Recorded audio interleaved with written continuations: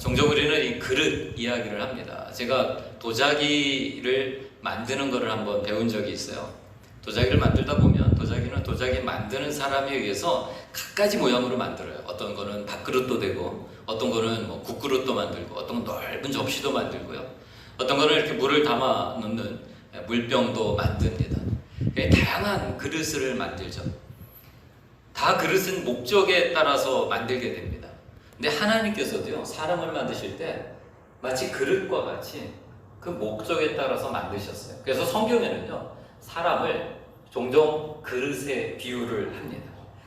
사도행전 9장 15절에 보면 이렇게 말하고 있어요. 주께서 이르시되 가라, 이 사람은 내 이름을 이방인과 임금들과 이스라엘 자손들에게 전하기 위하여 택한 나의 그릇이라. 하나님께서 바울이라는 사람을 하나님의 복음 전하는 사람으로 부르시면서 뭐라고 말씀하시냐면요, 이 사람은 나의 택한 그릇이다. 그래서 성경은 종종 사람을 그릇이라는 표현을 써요. 그래서 바울은 하나님이 택하신 그릇, 이방인의 복음을 위한 그릇이어서 그 목적에 맞게 사용을 하셨습니다. 베드로전서 3장 7절에 보니까 또 이렇게 표현을 해요. 남편들아, 이와 같이 지식을 따라 너희 아내와 동거하고 그를 더 연약한 그릇이요 또 생명의 은혜를 함께 이어받을 자로 알아 귀히 여기라 라고 말씀하고 있어요. 남편들은 아내를 연약한 그릇처럼 여기라는 거예요. 그래서 이거는 뭐 부족하거나 뭐 그런 게 아니라 하나님께서 그렇게 만드셨다는 거예요. 하나님의 목적과 또 그 뜻에 따라서 만드신 것. 그래서 그릇이라는 표현을 씁니다. 성경은 종종 사람을, 이 땅에 살아가는 모든 사람들을 그릇이라는 표현을 씁니다. 신약만 그런 게 아니라 구약에서도 그 표현을 써요. 여러분이 잘 알고 있는 예레미야에 가면 토기장이 비유가 나오거든요. 토기장이 비유 18장 4절에 보니까 이렇게 되어 있습니다. 진흙으로 만든 그릇이 토기장이의 손에서 터짐에 그가 그것으로 자기의 의견에 따라 좋은 다른 그릇을 만들었다라고 해요. 그러면서 토기장이는 하나님이시고 이 땅에 있는 모든 사람들이 그릇이다. 그래서 하나님께서 토기장이처럼 그 그릇을 자기의 좋은 의도대로 만드셨다라고 표현을 하고 있습니다. 하나님이 얼마나 다양한 그릇을 만드셨는지 저희를 보면 아시잖아요. 어떤 사람은 아주 탁월한 이 음악적 재능이 있으시잖아요. 오늘 목사님하고 이제 만나서 오늘 주일 예배를 드릴 때요, 목사님이 이 찬양을 잘 하시더라고요. 저는 그런 은사가 없습니다. 저는 찬양을 잘 못해요. 노래 자체를 잘 못합니다.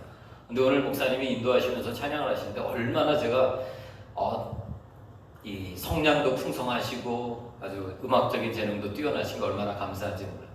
이처럼 목적에 맞게 다르게 만드셨어요.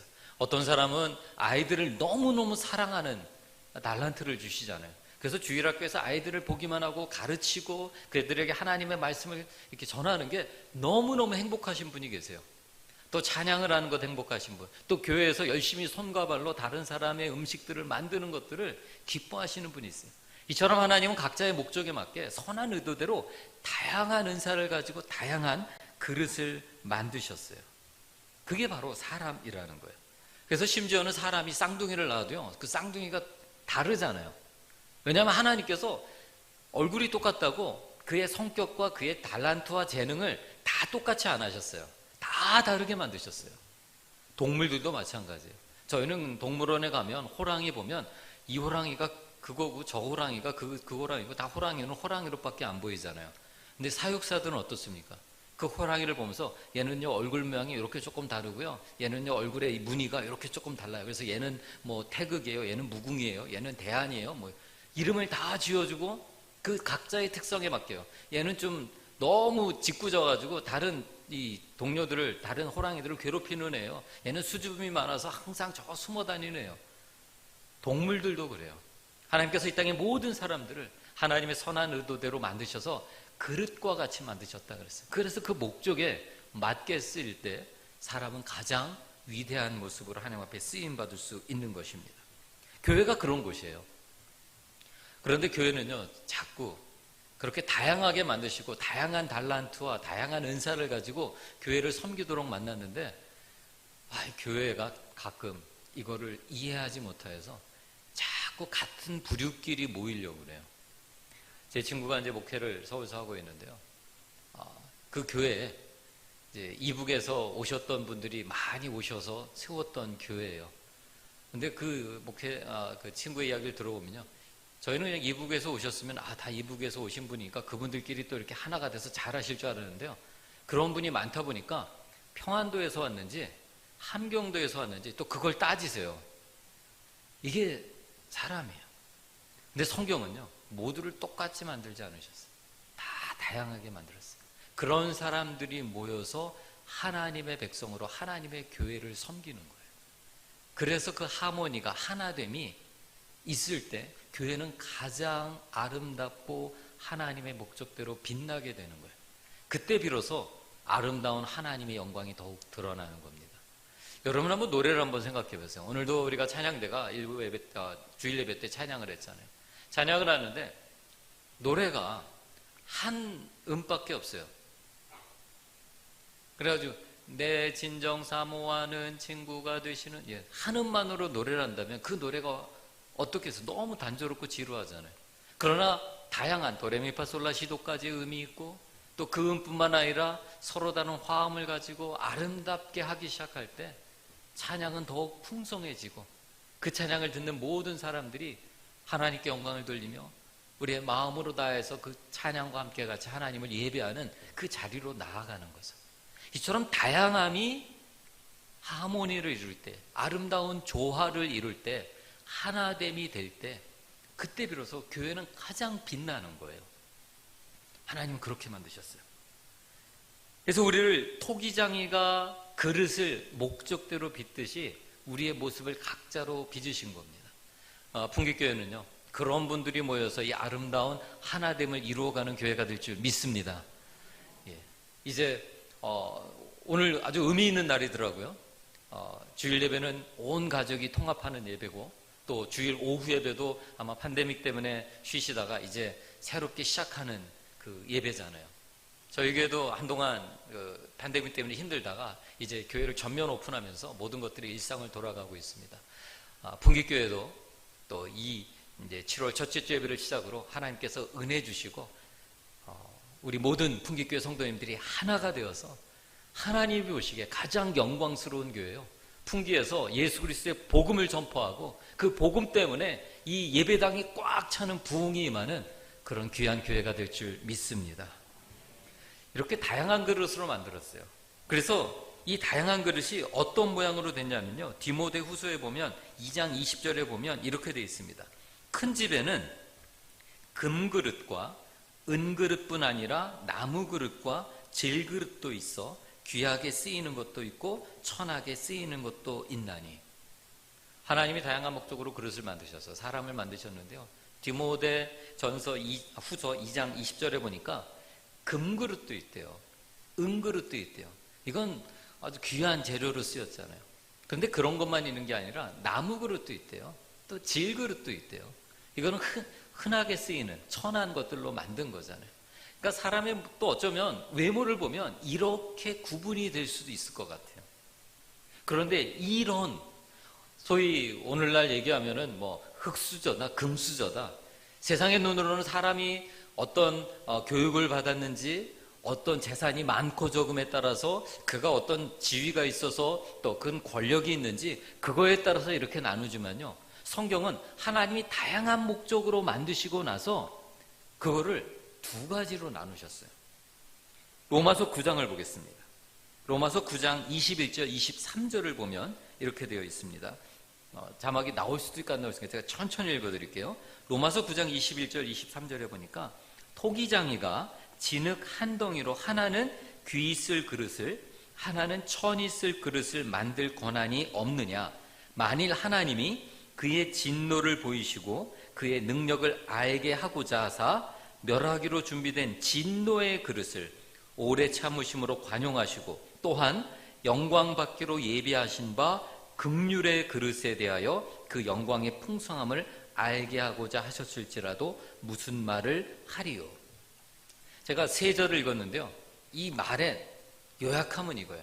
하나님께서 어떨 때는 진노의 그릇으로 하신다는 거예요. 또 하나는 긍휼의 그릇이 있다는 거예요. 세상 사람들은 금수저, 은수저에서 귀히 쓰는 금그릇, 은그릇을 나누고 천이 쓰이는 나무그릇, 질그릇을 나눠뒀지만 하나님은 금과 은, 나무, 또 흙으로 만든 그릇, 이걸로 나누는 게 아니라 진노의 그릇이 있고요, 긍휼의 그릇이 있어요.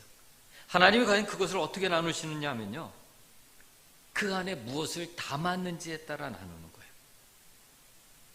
우리가 어떤 재료로 만들어졌느냐, 그게 중요하지 않아요. 하나님께는 어떤 재료로 만들어졌어도 그 안에 무엇을 담았느냐가 하나님이 보시기에 어떤 그릇이 되냐라는 거죠. 그 안에 귀한 것을 담으면요, 그 그릇은 정말 귀한 그릇이 되는 거예요. 그게 나무로 만들어졌을지라도요, 그 안에 중요한 귀한 것을 담는 순간 세상에 그 어떤 것보다 가장 귀한 그릇이 되는 거예요. 로마서 9장 24절에 보면요, 그 뒤에 이렇게 말합니다. 이 그릇은 우리니 곧 유대인 중에서뿐 아니라 이방인 중에서도 부르신 자니라. 이게 무슨 말이냐면요, 진노의 그릇이 있고 긍휼의 그릇이 있는데 유대인들은 자기들의 자부심이 있었어요. 하나님 우리를 택하셨다. 우리는 하나님이 택하신 유대인이다. 그러므로 우리는 자동으로 구원 얻는다. 유대인에겐 이 자부심이 있었어요. 근데 바울은 뭐라 그런 거냐면요, 너희가 유대인이라고 다 긍휼의 그릇, 하나님이 귀히 쓰는 그릇이 될 거라고 생각하느냐? No, 그러지 않다라는 거예요.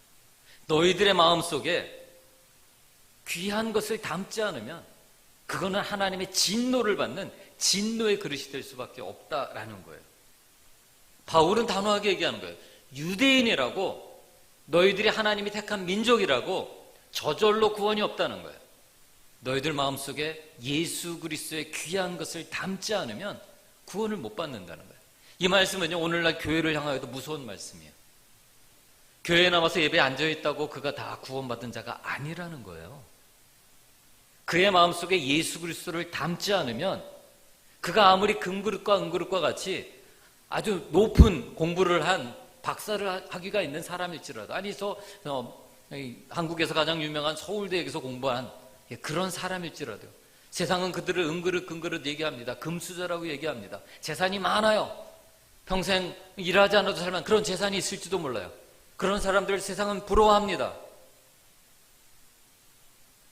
그러나 오늘 성경은요, 그 그릇이 금그릇 은그릇일지라도 그 안에 예수를 담지 않으면 그는 진노의 그릇이 될 수 있다는 거예요. 비록 사람들이 세상에서 알아주지 않습니다. 학벌도 변변치 않아요. 재산도 그렇게 많지 않습니다. 그래서 어쩌면 성경에서 표현하는 대로 나무 그릇, 질 그릇과 같은 존재일지도 모릅니다. 그러나 비록 나무 그릇, 질 그릇일지라도 그 안에 귀한 보배를 담으면, 예수 그리스도를 담으면 그는 하나님의 긍휼의 그릇이 된다는 거예요. 하나님의 구원을 받는 자녀가 산다는 거예요. 이거는요, 제 이야기가 아니라 성경이 하는 이야기예요. 호세아 선지자가 뭐라고 얘기했냐면요, 내 백성이 아닌 자를 내 백성이라 칭하리라. 하나님이 호세아 선지자에게 그렇게 말씀하세요. 유대인들을 향하여서, 유대인들은 우리는 하나님의 백성이에요. 하나님의 택한 백성이에요. 우리는 저 아브라함 때부터 혈통으로 하나님의 택한 백성으로 이어왔어요. 그래서 우리는 구원은 당연히 받는 거예요 라고 생각하는 유대인들을 향하여서 하나님께서 호세아 선지자를 통해서 뭐라고 말씀하신 거예요? 내 백성이 아닌 자를 내 백성이라 칭하겠다. 그들이 마음속에 금그릇 은그릇이라고 생각하는데 그 안에 더럽고 예수 그리스도는 없고 하나님을 담지 않은 그릇이 된다면 그는 진노의 그릇이 될 수밖에 없다라는 거예요. 그런데 그 안에 예수를 담는 순간 긍휼의 그릇이 될 수 있다라는 거예요.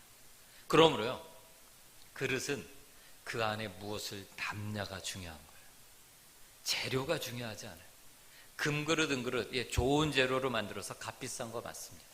그런데 그 값비싼 그릇일지라도요, 그 안에 썩어질 것들만 가득 차 있으면, 오늘 주일 말씀 목사님이 전하신 것처럼 눈에 보이는 것들만 가득 채워져 있어서 썩어질 것, 없어질 것, 우리의 생명을 이 땅에서 잠시 평안하게 할지는 모르지만 영원한 생명을 줄 수 없는 것들만 가득 채우고 있으면 그거는 진노의 그릇일 수밖에 없다라는 거예요. 그런데 나무 그릇, 질 그릇일지라도 그 안에 예수 그리스도를 담는다면 하나님의 구원이 그에게 임하는 줄 믿습니다. 그래서 디모데후서 2장 21절, 아까 금그릇, 은그릇, 나무그릇, 질그릇을 얘기했던 그 다음 구절 21절에 뭐라 그러냐면요, 그러므로 누구든지 이런 것에서 자기를 깨끗하게 하면 귀 쓰는 그릇이 되어 거룩하고 주인의 쓰임에 합당하여 모든 선한 일에 준비함이 되리라. 우리가 어쩌면 태어나면서부터 타고난 이 머리를 아주 이 청명함을 받으신 분들이 있죠. 그런 분들은 뭐 더 좋은 교육을 받으실 수 있을 거예요. 아니면 부모로부터 물려받은 재산이 많으실지도 모르죠. 아니면 이 땅에서 이 장사를 하는 탁월한 그 감각이 있으셔서 장사를 해서 큰 부자가 되실지도 모르겠습니다. 그러면 세상은 그들을 금수저, 은수저라고 부르겠죠. 그러나 오늘 본문은요, 그 안에 더러운 것들만 담으면 아무것도 아니라는 거예요. 그 안에 담겨져 있는 게 무엇인가가 중요하다는 거예요. 그래서 오늘 본문 고린도후서 4장 7절을 보겠습니다. 오늘 읽었던 본문이에요. 우리가 이 보배를 어디에 가졌다고요? 질그릇에 가졌으니. 비록 우리가 나무그릇과 질그릇과 같을지라도 이 보배가 무엇입니까? 예수 그리스도예요. 그 예수 그리스도를 질그릇에 가졌으니 이는 심히 큰 능력은 하나님께 있고 우리에게 있지 아니함을 알게 하려 함이라. 이 보배가 뭐예요? 예수 그리스도예요. 오늘 예배를 드리는 여러분 모두는요, 예수 그리스도를 우리의 구원자로 믿기 때문에 오늘 이 오후 시간에, 오늘 식사 너무 맛있게 하셨잖아요. 오랜만에 교회에서 식사하니까 저도 아주 맛있게 먹었습니다. 그리고 이제 이 2시 가장 졸릴 시간에 오늘 예배 드리러 오신 거잖아요. 예수님이 우리의 구원자이시기 때문에, 그분을 예배하는 것이 우리의 삶의 목적이기 때문에. 그래서 오늘 고린도후서 4장 7절 그 앞에 절에 이렇게 말합니다. 고린도후서 4장 6절입니다.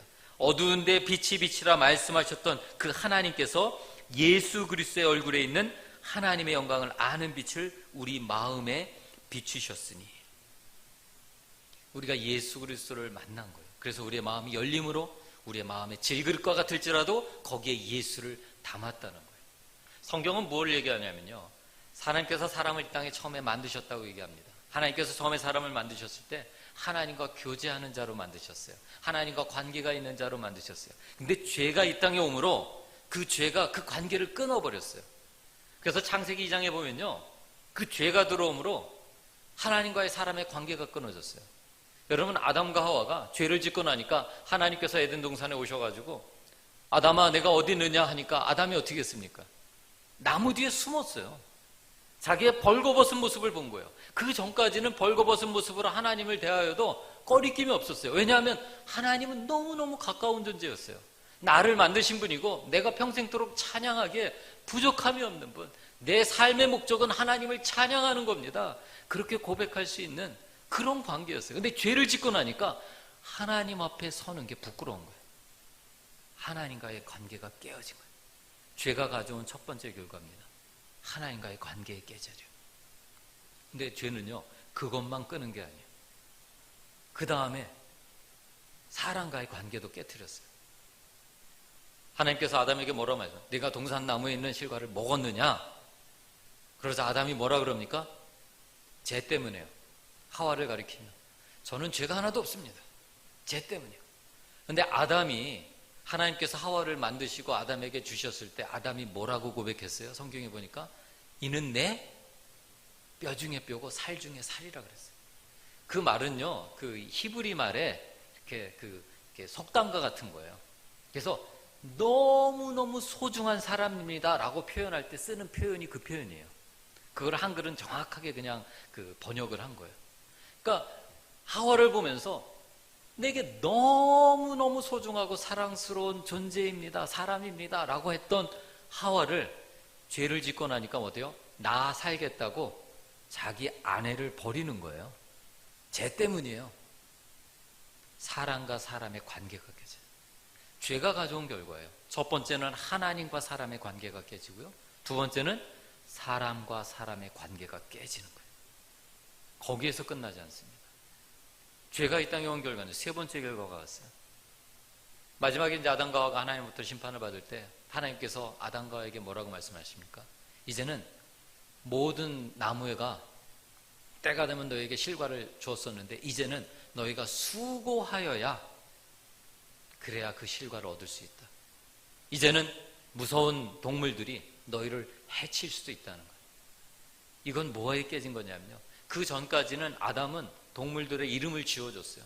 동물들이 지나가면 이름을 탁 지어주고 모든 하나님이 창조하신 세계를 다스리고 관리하라고 아담에게 맡기셨어요. 그런데 더 이상 그 자연이 아담과의 그 가까웠던 관계가 깨어져 버린 거예요. 이제는 수고하여야 겨우 먹을 것을 얻고 동물들이 심지어는 아담과 하와를 공격하는 존재, 무서운 존재가 되어버린 거예요. 죄가 온 결과는 이 세 가지의 결과를 우리에게 줬어요. 하나님과 우리의 관계가 깨어지고요, 사람과 사람의 관계가 깨어지고요, 자연과 사람과의 관계도 깨트렸습니다. 예수 그리스도께서 이 땅에 오신 이유는 그 깨어진 관계를 회복하기 위해서 오셨잖아요. 그래서 이 땅에 오셔서 십자가에 죽으시면서 이 땅에 있는 모든 사람의 죄, 그가 어떠한 죄를 지었을지라도, 심지어는 모든 사람들이 그를 무시하고 그를 절대로 용서하지 않고 저 사람은 죽어도 싸라고 말하는 사람의 죄일지라도 그 모든 사람의 죄를 위해서 예수께서 십자가에 죽으심으로 예수를 믿는 자는 그 모든 죄를 다 용서해 주시는 거잖아요. 여전히 우리는 죄인이지만 예수를 믿는다고 고백하는 순간 그 십자가의 은혜가 우리의 모든 죄를 덮음으로 우리를 구원하는 거예요. 그거는 마치 이것과 같은 거예요. 여러분, 우리는 죄가 있잖아요. 죄가 있는데 하나님께서 예수를 보내심으로 예수께서 십자가에 죽으셨어요. 그 보혈의 피가 우리의 죄를 다 덮는 거예요. 예수를 믿고 예수를 내 구원자요 나의 주인이라고 고백하기 전에는 내 죄가 그대로 있잖아요. 그래서 하나님이 보시기에 너의 죄가 있으므로 너는 죄인이다라고 칭하시는 거예요. 그런데 우리가 예수를 믿는다고 고백하는 순간 예수께서 십자가에 흘리신 피가 우리의 모든 죄를 덮은 거예요. 그래서 하나님이 보시는 거예요. 우리를 보는데 그 안에는 죄인, 죄를 지은 죄사람이 맞는데 그가 예수를 믿는다고 고백하는 순간 예수 그리스도의 보혈이 이 죄를 다 덮어버린 거예요. 그래서 하나님께서는 무엇을 보시는 거예요? 예수의 피를 보는 거예요. 더 이상 죄인이 아니라 예수의 피를 보고 우리를 뭐라고 칭하신다고요? 의인이라 칭하시는 거예요. 그래서 우리가 의인이 되는 거예요. 그런데요, 우리가 의인이 돼도 우리 마음속엔 여전히 뭐가 있어요? 여전히 죄된 생각들이 나와요. 그때마다 우리는 십자가 앞에 가서 예수의 보혈로 용서함을 받아야 될 줄 믿습니다. 바로 그거예요. 우리가 예수를 믿는다는 것은 예수 외에는 나를 구원할 자가 없음을 믿는 거예요. 그래서 우리가 금그릇, 은그릇, 아니 나무그릇, 질그릇일지라도 그 안에 예수를 담는 순간, 그 예수의 십자가에 흘리신 보혈의 피를 담는 순간 우리는 더 이상 죄인이 아니라 하나님 보시기에 의인이 되는 놀라운 일이 우리의 삶에 일어나는 것입니다. 그래서 요한복음 1장 14절은 이 이야기를 이렇게 합니다.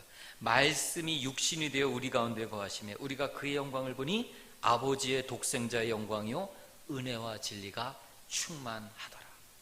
말씀이 육신이 되어 우리 가운데 거하셨대요. 그가 누구세요? 예수 그리스도요. 그러므로 우리가 그를 보는 순간 우리는 누구를 본다고요? 하나님을 본다고요. 왜요? 예수의 피가 우리의 모든 죄를 덮었기 때문에. 이 죄가 여전히 있을 때는 우리도 아담과 같이 하나님을 맞대할 수 없었어요. 그리고 사람과 사람의 관계도 깨어질 수밖에 없었어요. 그러나 우리가 예수 그리스도를 믿고 우리의 질그릇과 같은 우리의 모습 속에 예수의 가장 보배로운 그 피를 담는 순간, 그 예수 그리스도를 담는 순간 우리가 더 이상 하나님 앞에 나아가는 것이 꺼리낌이 없는 거예요. 하나님의 보좌 앞에 나아갈 담대함을 얻게 된 거예요. 그래서 우리의 죄를 고백하는 순간 하나님께서 우리의 모든 죄를 용서해 주시는 놀라운 은혜가 일어나는 거예요. 그게 바로 우리 마음속에 예수 그리스도를 담는 겁니다. 저는 풍기교회 모든 성도님들이 여러분의 마음속에 예수를 항상 담으시길 원합니다. 다른 없어질 것이 아니라, 이 땅에서 잠시 평안을 주는 것을 담는 것이 아니라, 썩어질 것을 담는 것이 아니라 우리의 영원한 생명을 줄 수 있는 분, 이 땅에서의 잠시 안락함이 아닐지라도 우리의 영원한 생명, 우리의 죄의 문제를 해결할 수 있는 분, 그 예수 그리스도를 우리 마음속에 닮음으로 우리가 예배를 드릴 때마다 기쁨이 넘치고요, 우리가 죽음을 생각할 때 더 이상 죽음이 두렵지 않은 이유는 우리는 비록 육신은 죽을지라도 우리의 영혼은 하나님이 계신 하나님의 나라에 가는 영원한 생명을 얻었기 때문입니다. 그게 바로 이 예수 그리스도의 보배를 우리의 질그릇과 같은 우리에게 담은 겁니다. 성경에는 그런 사람의 이야기로 가득 차 있잖아요. 여러분 한번 바울 이야기를 볼까요? 바울은 소위 오늘날로 이야기하면 금수저예요. 금수저. 바울은 그 당시에 바리새인이었어요. 오늘 아까도 주일 설교 때 우리 목사님 말씀하시면 바리새인은요 가장 경건한 사람들이에요. 하나님의 말씀을 철저하게 지키려고 노력했던 사람들이에요. 저희는 바리새인 하면 성경에서 좀 안 좋은 표현이 많이 나와요. 그냥 바리새인들이 그 쓸데없는 것들을 많이 했어요. 어떤 이 썩어질 것들을 추구한 것들도 많이 있죠. 그런데요 예수님도 바리새인의 의와 같지 않고는 그가 하나님의 나라에 들어갈 수 없다고 했을 만큼 바리새인들은 하나님 앞에서요 말씀을 지키려고 그렇게 열심히 했던 자예요. 그런데 바울이 바리새인이었어요. 공부를 어디서 했냐면요 성경에 보면 가마리엘 문화에서 공부했다. 즉 가마리엘이라는 선생님 밑에서 공부했다라는 거예요. 이 당시에는 어느 위대한 스승이 하나 있으면 그 스승 밑에 이제 제자로 들어가서 공부하는 거죠. 가마리엘 문화는 오늘날로 치면요 한국에서는 그 서울대 같은데요. 그러니까 최고의 학문을 공부했던 최고의 엘리트의 사람이 바울이에요. 그러면 오늘날의 금수저라 그러잖아요. 근데 그가 최고의 학문, 금그릇과 은그릇과 같은 존재일지라도요 그 안에 예수를 담지 않으니까 예수 믿는 사람들을 핍박하고 예수 믿는 사람들을 감옥에 가두고 그들을 잡으려고 하는 그 일을 했어요. 그 안에 아무리 좋은 금그릇, 은그릇일지라도 바울의 마음속에 예수가 담기지 않으니까 썩어질 것들만 담기니까 그에게는 구원이 없었어요. 그러나 그가 예수를 만나는 순간 그 안에 있는 모든 것들을 다 버렸잖아요. 그래서 바울이 뭐라 그럽니까? 내가 이 세상에 있는 모든 학문을 배설물과 같이 여겼어요. 아무리 좋은 교육을 받고 아무리 좋은 가문의 사람일지라도요 더 이상 이것이 내 영혼의 문제를 해결하지 못한다. 배설물을 계속 갖고 있는 사람이 어디 있습니까? 이거는 빨리 버려야 될 거잖아요. 바울이 이제까지는 이게 가장 소중한 거로 생각했는데 보는 순간 이거는 배설물과 같은 거예요. 똥과 같은 거예요. 다 벗겨버리고 자기의 그릇 속에 누구를 담기 시작했어요? 예수를 닮은 거예요. 그 순간 바울은 변하기 시작합니다. 자기가 핍박하던 예수를 이제는 전하기 시작해요. 예수 믿는 자를 잡던 사람이 이제는 예수를 전하는 자가 되고 예수의 이름 때문에 핍박을 당하는 사람이 됩니다. 그러나 그 바울의 마음속엔 이전과는 다르게 핍박이 있고 어려움이 있고 고통이 있고 아픔이 있어요. 매질도 맞았어요. 돌에 맞기도 했어요. 강에 떠내려가서 죽을 뻔도 했어요. 도적을 만나기도 했습니다. 그럼에도 불구하고 그의 마음속에 기쁨이 넘쳐요. 왜 그렇습니까? 내 그릇 속에 썩어질 것이 아니라 내게 생명을 주는 예수를 담았기 때문이에요. 또 한 명이 있어요. 한번 베드로를 생각해 볼까요? 베드로는 바울에 비하면요 교육도 형편없어요. 교육도 제대로 받지 못한 사람이에요. 어부예요. 항상 손과 몸에 이 생선 비린내를 늘 갖고 있는 사람이었어요. 아까의 표현으로 치면 마치 나무 그릇 또는 질그릇과 같은 사람이죠. 오늘날의 표현으로 치면 흙수저예요. 흙수저. 그럼에도 불구하고 예수님께서 그를 찾아오셔서 그에게 뭐라고 말씀하셨어요? 내가 너를 사람을 낚는 어부가 되게 하겠다. 내가 너로 인하여 사람들이 영원한 생명, 구원을 얻게 하는 일에 너를 쓰겠다. 그래서 베드로가 예수를 만나는 순간 어부로 살아가는 것을 어부로 삼다가 그 그릇을 다 비워내고 그의 마음, 나무 그릇, 질그릇과 같은 그에게 누구를 닮았어요? 예수 그리스도를 담은 거예요.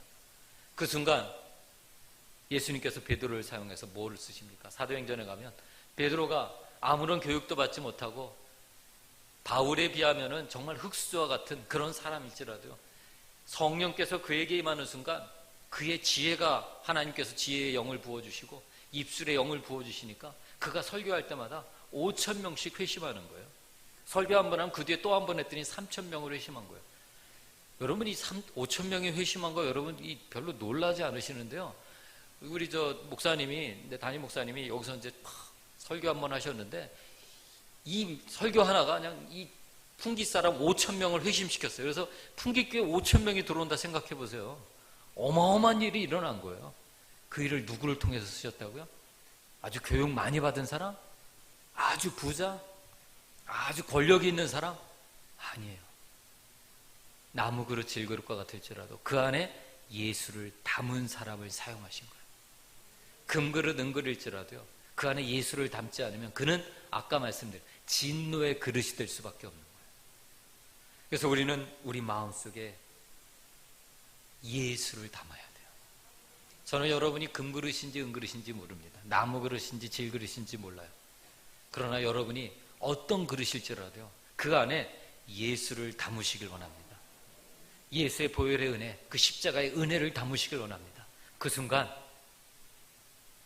우리 모두는 하나님의 백성이요, 하나님의 나라의 시민권을 얻게 되는 귀한 은혜가 있을 줄 믿습니다. 그래서 베드로전서 1장 18절 19절이 이거를 이야기를 합니다. 너희가 알거니와 너희 조상이 물려준 헛된 행실에서 대속함을 받은 것은 은이나 금같이 없어질 것으로 된 것이 아니요 오직 흠없고 점없는 어린 양 같은 그리스도의 보배로운 피로 된 것이니라. 아멘. 금이나 은이나 없어질 것, 우리에게 잠시 행복을 줄 수 있는 썩어질 것이 아니라 절대로 썩지 않은 것, 그러나 보이지 않을지라도 우리에게 영원한 생명을 주는, 오늘 베드로가 말한 대로 흠없고 점없는 어린 양 같은 그리스도의 보배로운 피, 십자가에서 흘리신 예수 그리스도의 피로 우리는 구원을 받는 줄 믿습니다.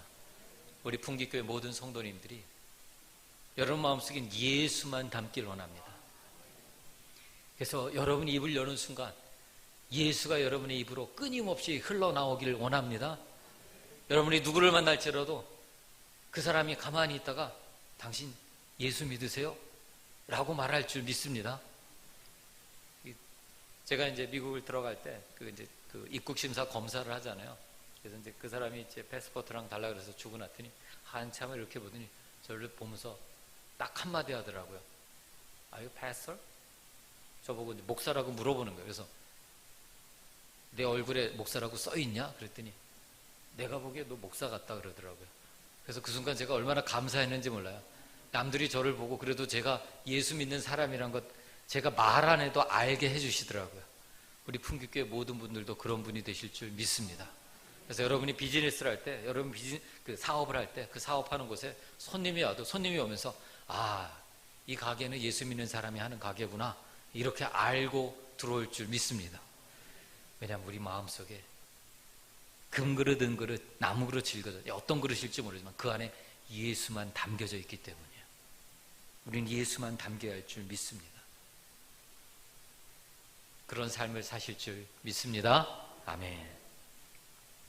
그래서 갈라디아 2장 20절에 바울이 마지막 고백을 이거를 하죠. 이 고백으로 오늘 말씀을 마치려고 합니다. 내가 그리스도와 함께 십자가에 못 박혔나니 그런즉 이제는 내가 사는 것이 아니요 오직 내 안에 그리스도께서 사시는 것이라. 내 그릇 안에 예수께서 가득 담긴 것이라.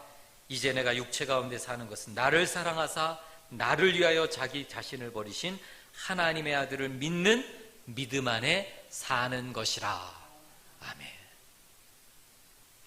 우리 풍기교회는 모든 성도님들이 여러분의 마음속에 예수만 가득 찬 그 삶을 살아가실 줄 믿습니다. 같이 기도하겠습니다. 사랑의 하나님, 감사합니다. 하나님, 세상은 사람들을 그의 재능과 달란트와 재산과 또 그의 권력과 명예와 직위를 보면서 금수저, 흙수저 이렇게 나눕니다. 그러나 우리가 비록 은그릇, 금그릇, 아니 심지어는 나무그릇, 질그릇일지라도 우리는 그 안에 예수 그리스도를 담았기 때문에 하나님 보시기에 가장 보배로운 존재요, 하나님께서 가장 사랑하시는 하나님의 자녀가 된 줄 믿습니다. 우리 오늘 예배를 드시는 모든 분들 마음속에 예수 그리스도의 십자가의 은혜가 충만히 임하게 하시고 십자가의 보혈이 넘치게 하셔서 우리가 우리의 그릇 속에 예수만 담게 하시고 예수의 피만 담아서 우리의 삶에 영원한 생명이 충만히 넘치도록 주님 도와 주시옵소서. 썩어질 것을 쫓는 자가 아니라 눈에 보이지 않을지라도 생명된 영원한 것을 담고 영원한 것을 추구하며 영원한 것을 쫓아가는 그런 귀한 믿음의 성도님 되도록 우리 모든 풍기교회 성도님들을 불쌍히 여겨주시고 은혜를 충만하게 주시옵소서. 모든 것 감사드리며 걸어가신 예수님의 이름으로 기도합니다. 아멘.